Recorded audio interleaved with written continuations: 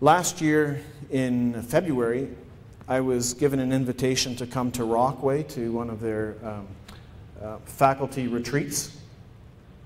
And they were struggling with a similar kind of question that we're asking today about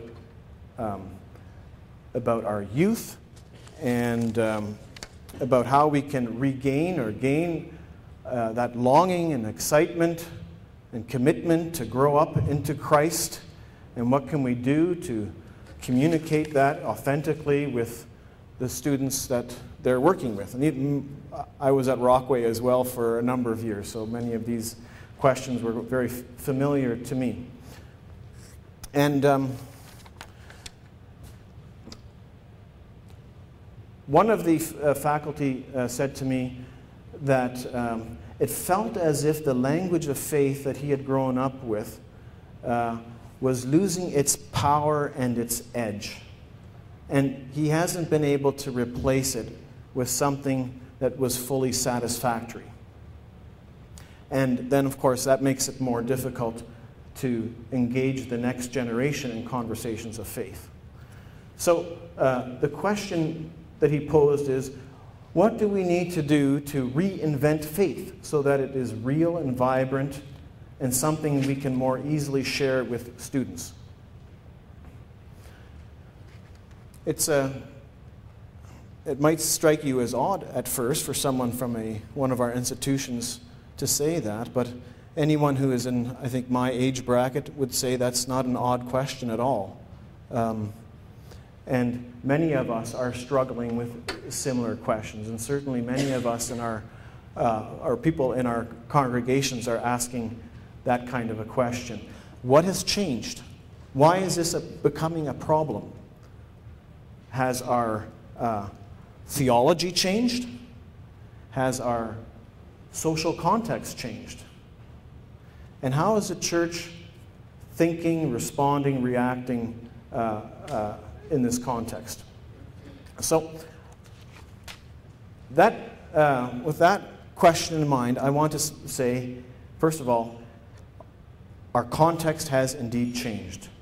And I want to show you 3 slides with information documenting some of these changes that I received from the Evangelical Fellowship of Canada. They have a person there, Rick Heemstra, who puts together all sorts of very good data that our conferences use.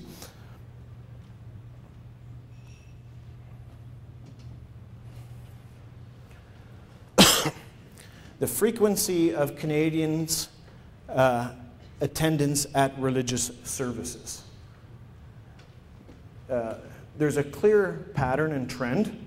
This information comes from StatsCan. 1985, so that's the time that many of you and we were at Bible college in Winnipeg or wherever, getting our training at seminary. We were being trained for a context in which about a good third of our population was going to church every week. And those of you who, well, there's probably no one this old, but in 1955, 2/3 of Canadians reported that they were going to church or some kind of worship activity weekly, right? And in 2005, that's down to 21%, and today there are some polls indicating it's much lower than that.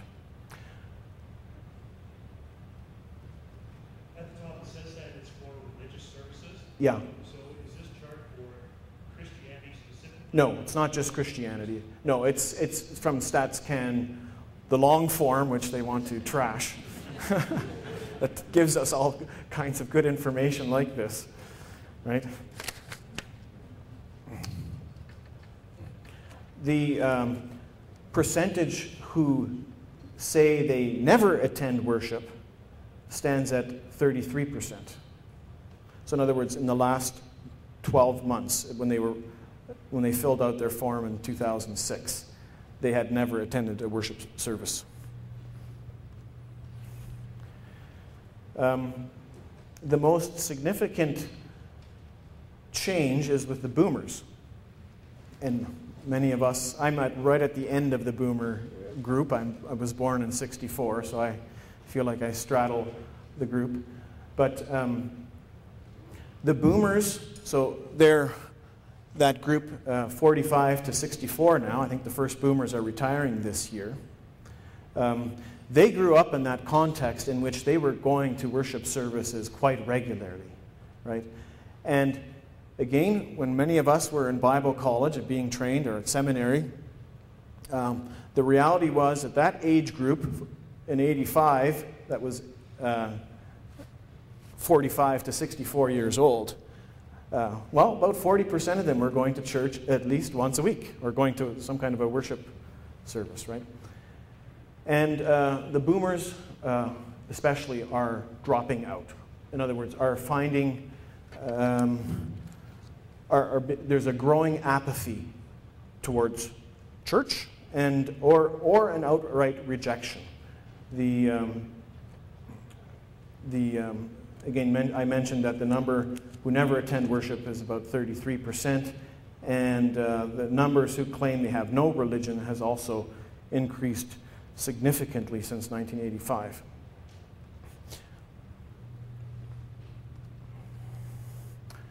It's probably a little difficult for you to see. The top line, the Roman Catholics.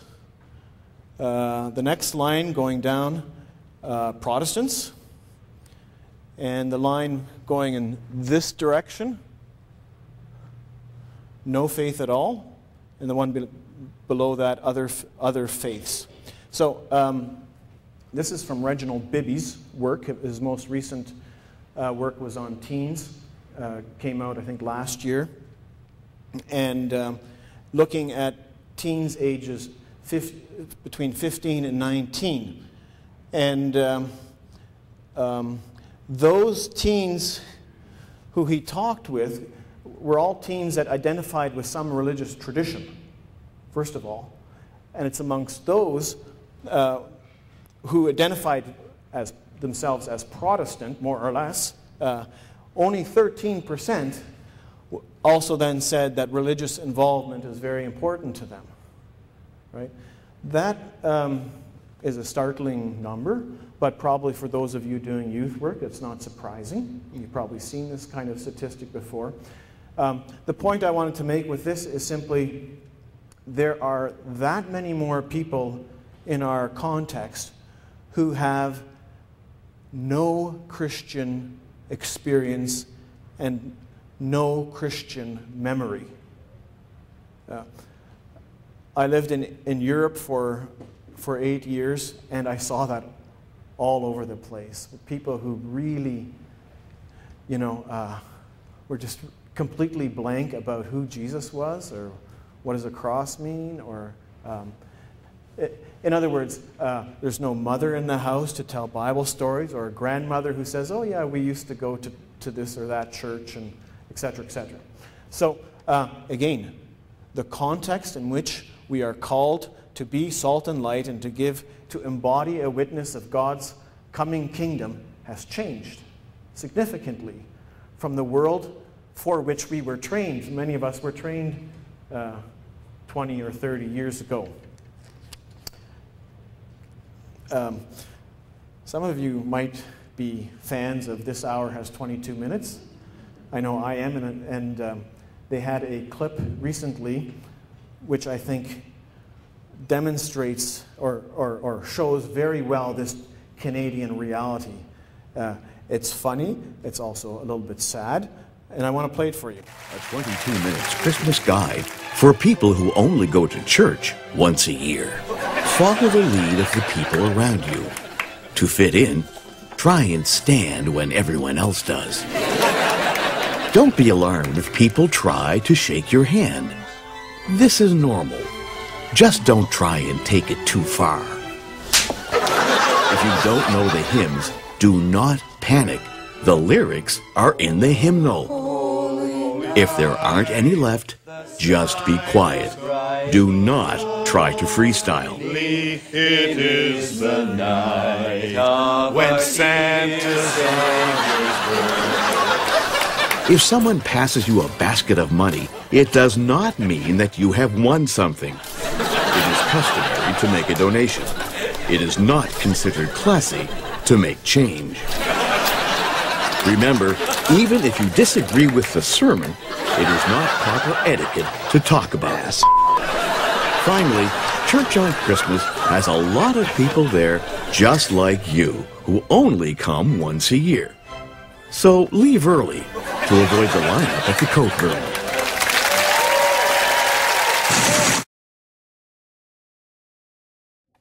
Says more than what I can say. But I think that's our reality. It wasn't a very multicultural reality like Ontario is, but it's certainly, I think, increasingly the Canadian experience, where there are more and more people that really have no clue about what we do, and when they go into church, what it's all about and what they can expect, and etc. So in other words, the distance has grown. And we'll be talking a little bit more about this, about being in a context which is called, which many are calling a post-Christendom context. And that, of course, means has significant implications about how we should do church. So this next slide is showing something a little bit different. It's showing the cultural and religious diversity of our country. And it too shows some ongoing significant changes. The bottom, what color is that? Beigey color. That is that group is, where am I here? Sorry. That is Christian. There's something missing here. Sorry. The bottom part is Roman Catholic, actually. I think something got mixed up here in the slide. The blue, the number of Protestants immigrating to Canada. And then the next color, the next layer above that, Orthodox and other Christians. And then you have over there Islam and Buddhism and Sikh religion. So briefly, when some of us were young children, the majority of immigrants coming to Canada, about 85%, were Christian.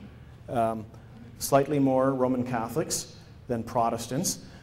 And our churches were being replenished. You know, even think of some of our Mennonite congregations. My church received lots of people from Paraguay in those, still in the 1950s and early 60s. And there was a lot of children being born. And our churches could expect that there would be others coming and to replenish the numbers, right? And reflected largely a Christendom, Canadian reality. When you moved towards the end of the scale, 2001, those are the latest statistics, you see the Roman Catholic percentage is still relatively large, but the trend is downward. Especially with Protestants, and increasing number of Muslims coming to Canada. And you know, when I think of Stouffville, where I live, that's definitely the case. You know, we moved to Stouffville, which is a town of just over 30,000 people. We moved there in 2006. And we're old-timers now, actually, because the town has grown by 50% since 2006. And we're now at a population of, we went up from 24,000 to 36,000. And that means every 6 months we have 1,500 new people coming to our little town. And statistically you would think, well, maybe 20% of them should generally be churchgoers who would seek out a congregation in our, it's largely a Protestant town, or was up until recently. These churches should be replenished by the numbers coming into town. Well, we're finding that's not really the case. There aren't, I don't think, any of the Protestant or evangelical churches in Stouffville that are growing in any significant numbers. I live very close to the Catholic Church, and it's full. It really is, and they're growing. That indicates something about where these new immigrants to Canada, where they're coming from, Philippines or elsewhere. And but the real difference is that, my neighbor, he's a Muslim. The next house over, he's Muslim, and so on, right? So we're in a context, again, that is more religiously diverse than the one we were trained for, that we trained our own people for. I remember as a youth we talked about friendship evangelism. Evangelism assumes a Christendom context, and there are people who just have a latent faith. They have a Christian memory. It just needs to be awoken, right? And now, that doesn't really work in a context where not only are there a lot of people who have no Christian memory, there are people that are coming from very, very different religious backgrounds.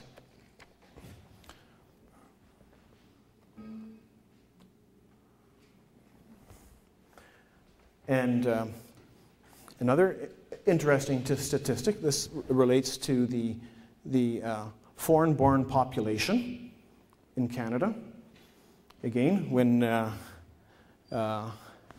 many of us were children, the vast majority of those around us who were born outside of Canada were Europeans, post-war immigrants, typically, right? And so the Europeans are that blue middle section, and the expectation for 2031 here, these are StatsCan estimates, that in Canada, those who are living here who were born elsewhere, 55% will be Asian, 20% will be European. Now we're already noticing how that is enriching the diversity of our own denomination. We have Hmong churches, we have Chinese churches, we have the Sri Lankans meeting in Markham, we have Ethiopian Mennonite churches. And that tells you a little bit too about where we can expect change and growth to happen in our own denomination. If we're thinking of just repopulating ourselves as we did in the old days, we're fooling ourselves. We're not having too many children. We're not keeping them all. We're not being replenished. And who's coming? A very different type of immigrant than what we were used to from our childhood, right? And so that, again, requires us to take this changing situation seriously and ask about the kind of training and formation that can respond well to that situation.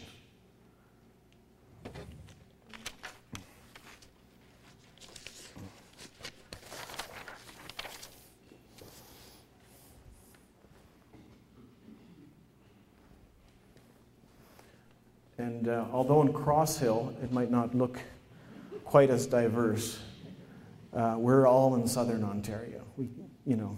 Cross Hill is really not far away. I drove through Toronto to get here today, right?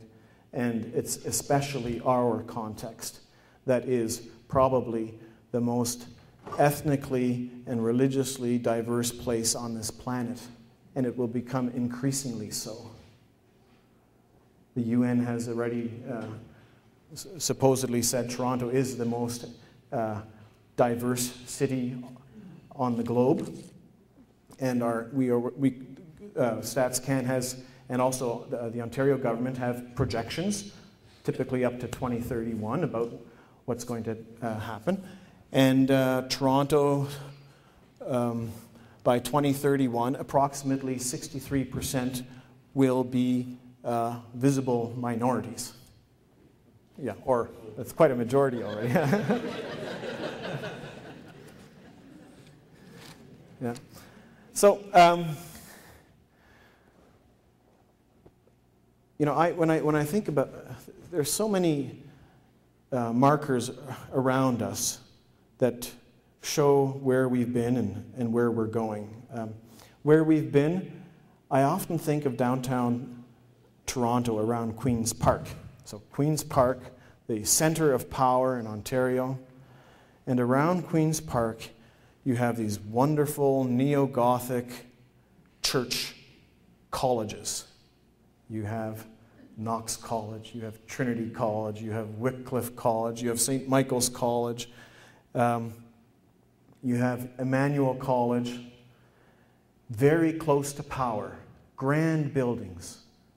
If you wanted to be Prime Minister of Canada one day, it would sure help if you were a graduate of St. Mike's or of Trinity or of Knox. It's almost expected, right?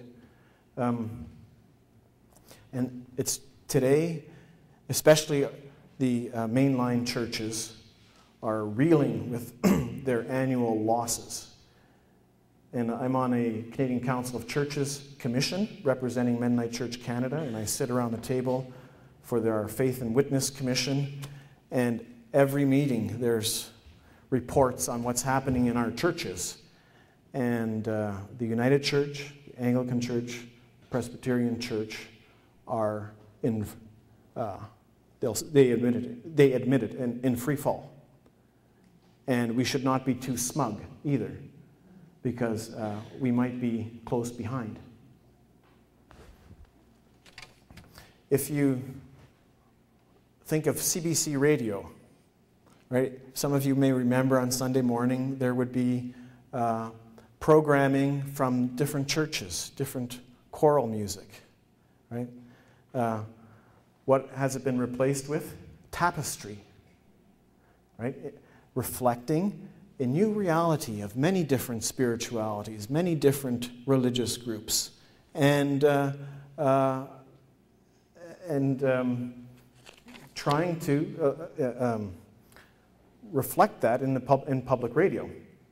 So a lot of these sociological changes have been well documented, and much of this is not new. But these graphs and charts, they are somewhat new. We received them just a few months ago. And I think they are helpful to remind us that our churches really have lost their place of cultural privilege. It's not the way it once was. And we've lost our influence in our culture. Somewhere along the road, who knows when, maybe it was in the 1990s sometime while you were watching a hockey game, it dawned on you that our society doesn't really care about church.